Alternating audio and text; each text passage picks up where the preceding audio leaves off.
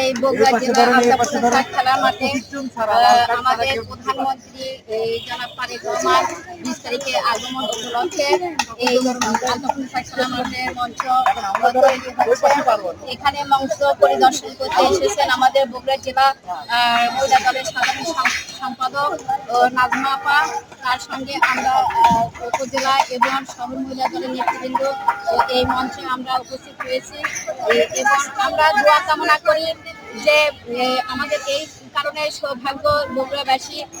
এর আগে প্রধানমন্ত্রী এসেছিলেন বাংলাদেশের যখন প্রথম বাংলাদেশে করেন তখন বগুড়াবাসীর সঙ্গে সাক্ষাৎ করার জন্য এই আলতাফ খেলা মাঠে উনি প্রথম ঢুকে বগুড়াবাসীর সঙ্গে সাক্ষাৎ করেন।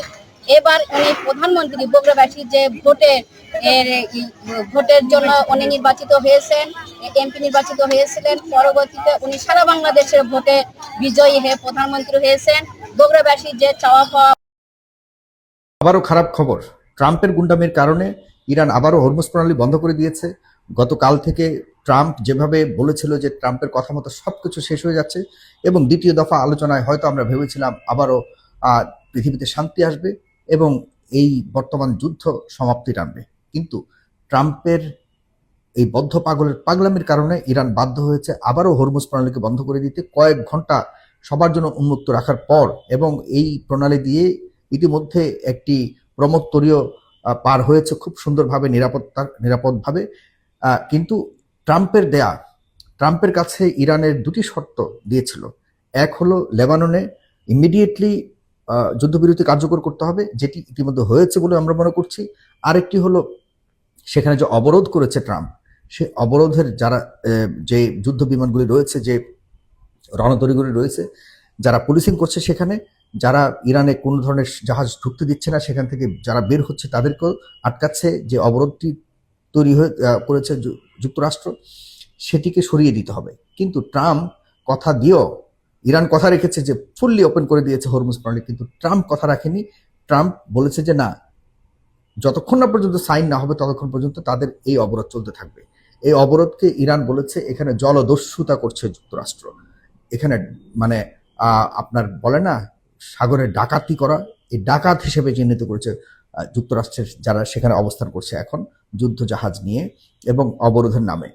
সুতরাং আমরা যে সম্ভাবনার দুয়ার দেখেছিলাম, আমরা যে সম্ভাবনার আলো দেখেছিলাম, সেটি আবারও বন্ধ হয়ে গেছে। এই সোমবারে আমার কাছে মনে হচ্ছে না যে পূর্ণাঙ্গভাবে শান্তি প্রতিষ্ঠিত হবে এবং পূর্ণাঙ্গভাবে স্থায়ী যুদ্ধ বিরতি প্রতিষ্ঠিত হবে বলে আমার মনে হচ্ছে না। তাহলে আমরা দেখতে পাচ্ছি খুব শীঘ্রই আবারও হয়তো বহুপাক্ষিক আক্রমণের একটা অবস্থা শুরু হতে পারে। তবে অবশ্যই যেহেতু মধ্যস্থতা করছে বিভিন্ন রাষ্ট্রগুলি, আমরা বিশ্বাস করি শান্তি হয়তো বিরাজ করবে। আরেকটি বিষয় হলো, দেখুন এখনো পর্যন্ত ট্রাম্প গতকালকে থেকে দাবি করছে যে সেখানে যে তাদের ইউরেনিয়াম ডাস্ট বলছে, সে ইউরেনিয়ামের ধুলো বলছে, মানে সে বলতে চাচ্ছে যে B2 বোমারে বিমান দিয়ে তো এর আগে যেখানে ইউরেনিয়াম বা অ্যাটমিক বোমা সমৃদ্ধ তৈরি করছিল সেটাকে সে ধ্বংস করে দিয়েছিল। এখন শুধুমাত্র ইউরেনিয়ামের ডাস্টগুলি রয়েছে, সেই ডাস্টগুলিকে সে নিতে চাচ্ছে যে কোনো উপায়ে।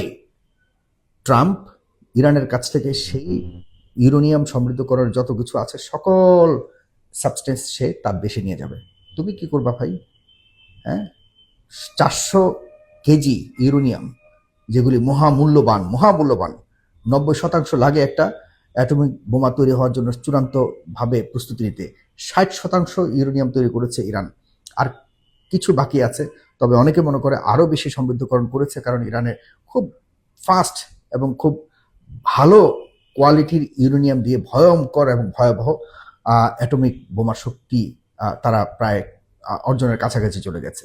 সুতরাং এটি এখন বড় মাথা ব্যথা হলো, সবচেয়ে বড় মাথা ব্যথা হলো ইসরায়েল চাচ্ছে যে করে হোক ইউরেনিয়াম সেখান থেকে নিয়ে যাওয়া, মানে হলো ইসরায়েলের পাশে ইরান কার্যত শক্তিহীন হয়ে যাওয়া, এবং শক্তিহীন হয়ে যাওয়া মানে হলো ইসরায়েল এখানে মধ্যপ্রাচ্যের সবগুলি দেশকে নিয়ন্ত্রণ করা।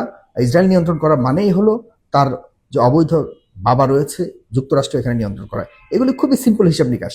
ইরান কোনোভাবেই বলেছে যে আমরা ইউরেনিয়ামের কোনো বিন্দু পরিমাণও আমরা আমাদের মাটি থেকে, ইরানের মাটি থেকে কোথাও দেব না, এ ব্যাপারে কোনো কথাও হয়নি।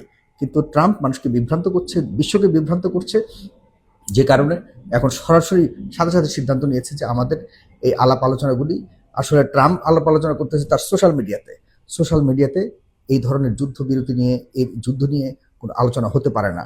ইরান বলেছে আমরা যুদ্ধ নিয়ে আলোচনা করব টেবিলে দ্বিপাক্ষিকভাবে, কিন্তু আলোচনা করছে একপক্ষীয়ভাবে ট্রাম্প, যেখানে ট্রাম্পের উপর কোনো আস্থা রাখা যাচ্ছে না বলেই ইরান আবারও পূর্বের অবস্থায় ফিরিয়ে নিয়েছে তাদের কাছে সবচেয়ে বড় অস্ত্র যেটি, সেটি হলো হরমুজ প্রণালী। সেই হরমুজ প্রণালীর নিয়ন্ত্রণ আবারও আগের জায়গায় ফিরিয়ে নিয়েছে। আরেকটা কথা বলি, আপনারা যারা বলেন যে এই যুদ্ধের মধ্যে শুধুমাত্র শিয়াদেরকে টার্গেট করা হচ্ছে, আমি বিষয়গুলো নিয়ে কথা বলতে চাচ্ছিলাম না, কারণ আমার কাছে শিয়া সুন্নি বা অন্য কোনো জাতি ধর্ম আমি বিচার করতে চাই না। যারা অসহায়, যাদের উপরে নির্যাতন করে শক্তিশালীরা, যেসব অসহায় জাতিগোষ্ঠীর উপরে নির্যাতন করবে, সেই অসহায় জাতিগোষ্ঠীর পক্ষে আমি সবসময় দাঁড়িয়েছি, দাঁড়াবো, সে যেই জাতিরই হোক। তবে যখন কোনো শক্তি শুধুমাত্র ধর্মের নামে, আমি যেহেতু মুসলিমকে ধ্বংস করবার জন্য কোনো আক্রমণ যদি করা হয়, তাহলে আমি মুসলিম হিসেবে আমার প্রধান দায়িত্ব মুসলিমদের পাশে থাকা। যদি সেই মুসলিম জাতি নিরপরাধ হয়, নিশ্চয়ই আমি সেটি করছি এবং করে যাব। আমাকে অনেক হুমকি দেওয়া হচ্ছে, আমি কোনোভাবেই আল্লাহকে উপরে সাক্ষী রেখে বলছি, কোনোভাবে ন্যূনতম ভয় পাচ্ছি না। ইতিমধ্যে অনেক কিছু ঘটেছে, আপনাদেরকে সময় আসলে বলবো। তবে খুব দুঃখজনক আরেকটি কথা বলে শেষ করছি এখানে। পিট হেগসেট, যিনি মার্কিন প্রতিরক্ষা মন্ত্রী, খুবই গুরুত্বপূর্ণ মন্ত্রী, যার কাজই হলো যুদ্ধ করা, যুদ্ধমন্ত্রী যাকে বলে, সে নিজে বলছে, কিন্তু সে বলছে আমি কিন্তু প্রতিরক্ষা মন্ত্রী নই, আমি যুদ্ধমন্ত্রী। এতটা ভয়ঙ্কর এই লোক পিট হেগসেট। সে কি বলেছে জানেন? যে শিয়া আর সুন্নি আমি দেখি না, আমাদের বড় শত্রু হলো ইসলাম, মুসলিম। এটি আপনারা দেখেন, গুগলে সার্চ করে দেখেন, এ নিয়ে তোলপাড় চলতেছে। সে বলেছে যে আমার কাছে শিয়া, বা আমাদের কাছে